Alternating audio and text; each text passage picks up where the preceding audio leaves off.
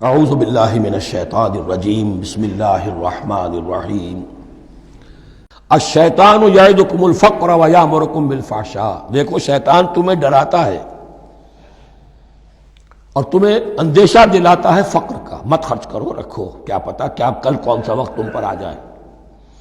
ویامرکم بالفحشاء، اور تمہیں حکم دیتا ہے بے حیائی کے کاموں کا۔ واللہ یعدکم مغفرۃ منہ وفضلا، اور اللہ وعدہ کر رہا ہے تم سے اپنی طرف سے مغفرت کا اور فضل کا۔ اب دیکھ لو، رخ روشن کے آگے شمع رکھ کر وہ یہ کہتے ہیں ادھر جاتا ہے دیکھیں یا ادھر پروانہ جاتا ہے۔ اب شیطان کی طرف جانا چاہتے ہو، اس کی بات ماننا چاہتے ہو، خوف رکھتے ہو کہیں ایسا نہ ہو جائے کہ فقر آ جائے مجھ پر، مجھے اپنا مال سنبھال کر رکھنا چاہیے، صحت رکھنا چاہیے، تو تم شیطان کی چال میں آ گئے، تم نے اس کی پیروی کی۔ اور اگر تم نے اپنا اللہ کی راہ میں خرچ کر دیا، اللہ پر اعتماد کرتے ہوئے، وہ میری ساری حاجتیں پوری کرے گا، آج کر رہا ہے کل کرے گا انشاءاللہ۔ تو یہ ہے واللہ یعدکم مغفرۃ منہ وفضلا واللہ واسع علیم، اللہ بہت وسعت والا ہے، اس کے خزانوں کی کوئی محدودیت کا تصور اپنے ذہن میں نہ رکھو، اور سب کچھ جاننے والا ہے۔ یؤتی الحکمۃ من یشاء، لیکن یہ باتیں حکمت کی ہیں، ایک ہے ظاہر ایک ہے باطن۔ باطن جو ہے وہ حکمت سے نظر آتا ہے، ظاہر تو سب کو نظر آ رہا ہے۔ کسی شے کی حقیقت کیا ہے، اہل نظر ذوق نظر خوب ہے، لیکن جو شے کی حقیقت کو نہ دیکھے وہ نظر کیا، وہ حقیقت جس پر عیاں ہو جاتی وہ ہے حکیم۔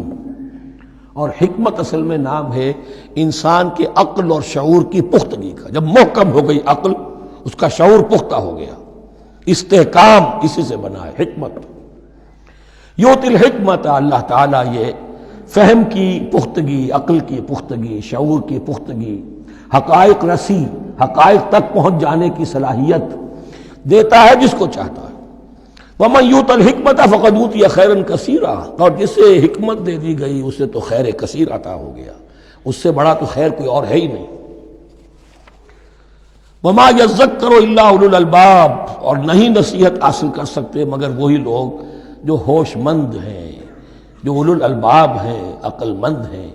لیکن جو دنیا پر ریجھ گئے ہیں، جن کے سارا دلی اطمینان اسی پر ہے کہ کافی ہے، بینک بیلنس بھی ہے، یہ بھی ہے، وہ بھی ہے، اتنے سٹاکس بھی ہیں، اتنا یہ بھی ہے، اتنا ہمارا جو ہے وہ جو بیلنس شیٹ آئی ہے اس کے ایسیٹس یہ ہیں، اگر اسی پر سارا بھروسہ اور اطمینان ہے تو ظاہر بات ہے وہ اولو الالباب نہیں ہے۔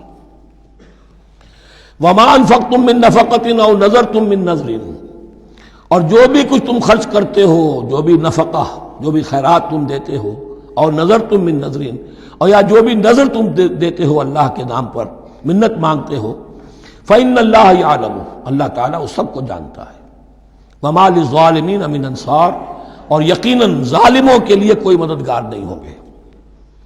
ان تبدوا الصدقات فنعما ہی، صدقات کو تو اگر تم کھل کر اعلانیہ دو تب بھی ٹھیک ہے، اور خاص طور پر زکوٰۃ کا تو معاملہ اعلانیہ ہے ہی ہے۔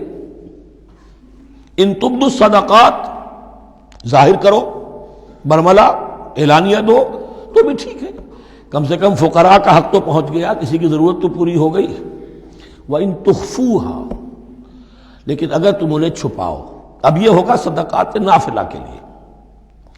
ایک جو صدقات جو ہیں کہ جو لازماً دینے ہیں واجبہ، ان کو تو ان کے لیے اخفاء نہیں ہے، یہ دین کی حکمت کو ذہن میں رکھیے۔ فرض عبادات اعلانیہ ادا کی جائیں گی۔ یہ وسوسہ بھی شیطان بہت سے لوگوں کے دلوں میں ڈال دیتا ہے کہ کیا 5 وقت جا کے مسجد میں نماز پڑھنی ہے، لوگوں پر اپنے تقویٰ کا روب گانٹھنا چاہتے ہو، گھر میں پڑھ لیا کرو۔ یا داڑھی رکھو گے، کیا چاہتے ہو، تم چاہتے ہو کہ لوگ تمہیں سمجھے متقی ہے تو میں اس لیے داڑھی نہیں رکھتا، ہوتا ہے وسوسہ۔ لیکن جو چیز واجب ہے وہ علن اعلان کرو، اس کے اظہار میں کوئی رکاوٹ نہیں۔ ہاں جو صدقات نافلہ ہیں، جو نماز نفل ہے، اسے چھپا کر کرو، اس کا اظہار بہت بڑا فتنہ ہوتا ہے، نفل عبادت کا اظہار بہت بڑا فتنہ ہے۔ وَإِن تُخْفُوهَا، اگر چھپاؤ، وَتُؤْتُوهَا الْفُقَرَاءَ، اور تم وہ ضرورت مندوں کو دے دو، فَهُوَ خَيْرٌ لَكُمْ، وہ تمہارے لیے بہت بہتر ہے۔ اب دیکھیے خیر لکم کہا، یہ تمہارے لیے بہتر ہے۔ پہلے کہا تھا ظاہر کر کے دیتے ہو فنعما ہی، وہ بھی ٹھیک ہی ہے، اس لیے کہ فقراء کا حق تو چلیے ادا ہو گیا، کچھ نہ کچھ مل تو گیا، خسیس کے اور کنجوس کے مال میں سے کچھ نکلا تو صحیح۔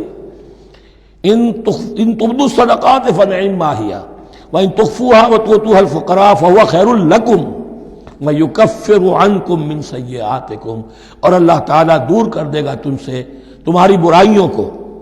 واللہ بما تعملون خبیر، اور جو کچھ تم کر رہے ہو اللہ تعالیٰ اس سے باخبر ہے۔ صدق اللہ العظیم۔